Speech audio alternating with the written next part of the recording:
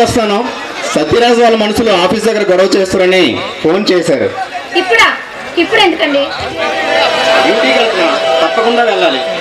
నేను వచ్చేదాకా ఎదురు చూస్తుంది. సరేనండి, తొందరగా వచ్చేయండి. సరే.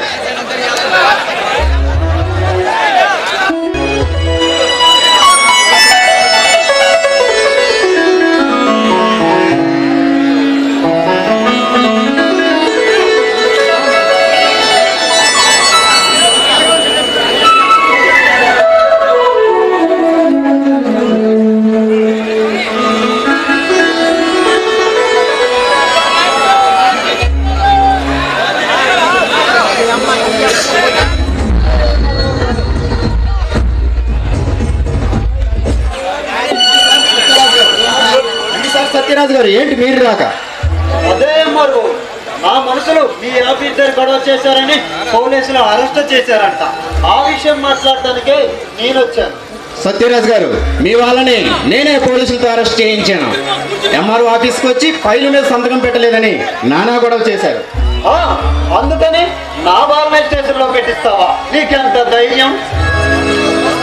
మీ వాళ్ళు చేసే గొడవ చూస్తే మీరు ఇలా మాట్లాడరు సార్. మిస్టర్ కృష్ణ కుమార్, మర్యాదగా కేసు వాపస్ తీసుకొని వాళ్ళని విడిపించు. వాళ్ళకి శిక్ష పడాల్సిందే.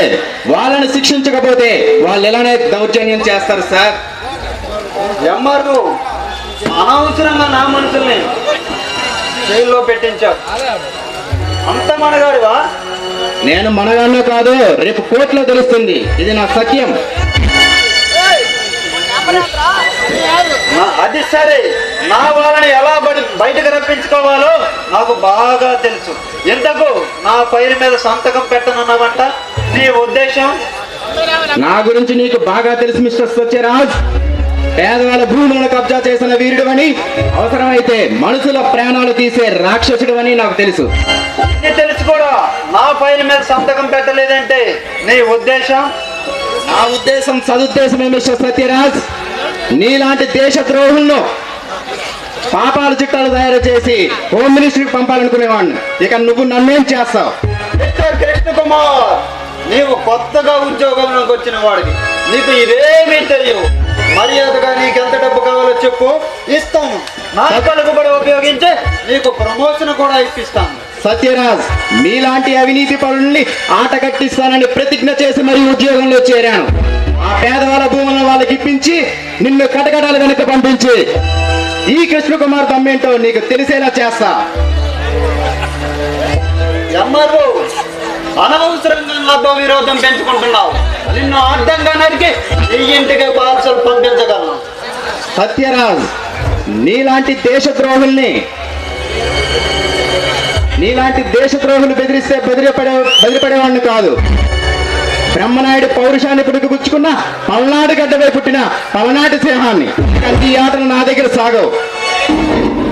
కృష్ణ కుమార్, నీవు కొత్తగా ఉద్యోగంలోకి వచ్చిన వాడికి, నీలాంటి ఆఫీసర్ని నా సర్వీసులో చాలా మందిని చూస్తాను. నా మాట విని నాతో చేతులు కలుపు, నిన్ను కోటీశ్వరుని చేస్తాను. తిరిగి వాళ్ళని బెదిరించి పెద్ద పోటుగాళ్ళు అనుకుంటున్నావా? నీలాంటి దేశద్రోహులతో చేతులు కలిపి కన్న తల్లి లాంటి నా మాతృభూమికి అన్యాయం చేయను. నా కంఠంలో ప్రాణం ఉన్నంత వరకు నేను తల ఉంచే ప్రసక్తే లేదు.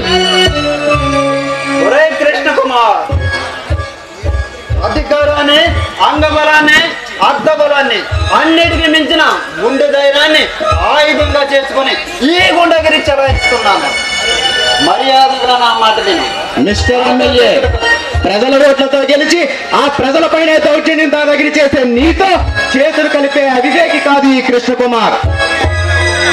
ఒరే కృష్ణ కుమార్, నీలాంటి ఆఫీసర్లని నా సర్వీసులో చాలా మందిని చూస్తాను. నా మాట విన ఆఫీసర్లందరూ అడుగురు పాలయ్యారు. నువ్వు కూడా అంతే. ఒకసారి చెప్పిన తర్వాత ఆలోచించే ప్రసక్తే లేదు. నీకు నచ్చింది చేసుకోపో. రేపటి సూర్యోదయం చూడకుండా చేసి నా పవర్ ఏంటో నీకు తెలిసేలా చేస్తా. వస్తా.